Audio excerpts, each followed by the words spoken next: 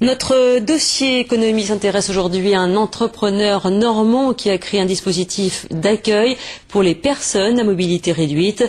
Facilite Accueil, c'est le nom du boîtier qu'il commercialise et que les commerçants peuvent acheter et placer dans leur vitrine. Son entreprise n'a qu'un an, mais son produit connaît déjà un certain succès.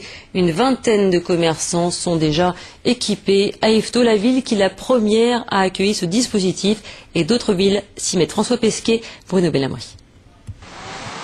Annick fréquente régulièrement les magasins du centre-ville. Mais pour elle, ce déplacement est semé d'obstacles. Comment vous faites quand c'est pas accessible? Pour le centre-ville, eh ben, je tape au carreau et puis les gens viennent m'aider. Depuis le mois d'avril dernier, la ville d'Yvetot et les commerçants qui le souhaitent ont mis en place ce dispositif. Bonjour. Vous voulez un coup de main? Oui. Une simple carte, un boîtier qui prévient le commerçant pour un accès facilité au magasin, même quand il y a une marche à gravir. Fini de frapper aux portes des magasins pour entrer, Annick apprécie. On se sent plus autonome et puis il y a aussi le contact avec le commerçant aussi. Il n'y avait pas avant ça? Non, ça permet de faire connaissance plus facilement. Coralie est la commerciale de l'entreprise qui depuis presque un an propose le dispositif Facilite Accueil. Je démarche entre 5 et 10 magasins par jour. Vous avez un boîtier qu'on fixe à la vitrine par les devant-tous.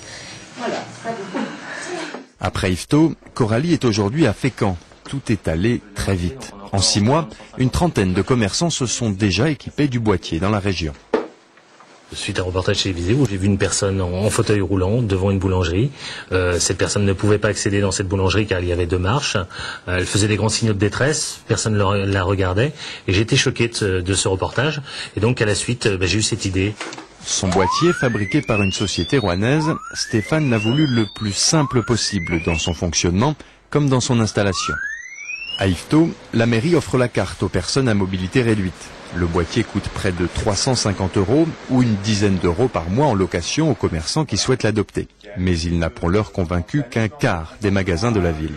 Il faut aussi que les commerçants soient responsables, selon moi, et cessent pour les opposants, parce qu'il y en a, de dire que ça devrait être gratuit pour le commerçant. C'est comme c'est un concept assez innovant, il y a toujours ce regard un peu et ce retour sur l'utilité.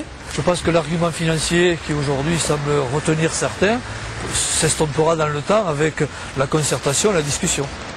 En tout cas, Stéphane, lui, ne compte pas en rester là. Son boîtier devrait bientôt proposer de nouveaux services par le biais des téléphones portables notamment.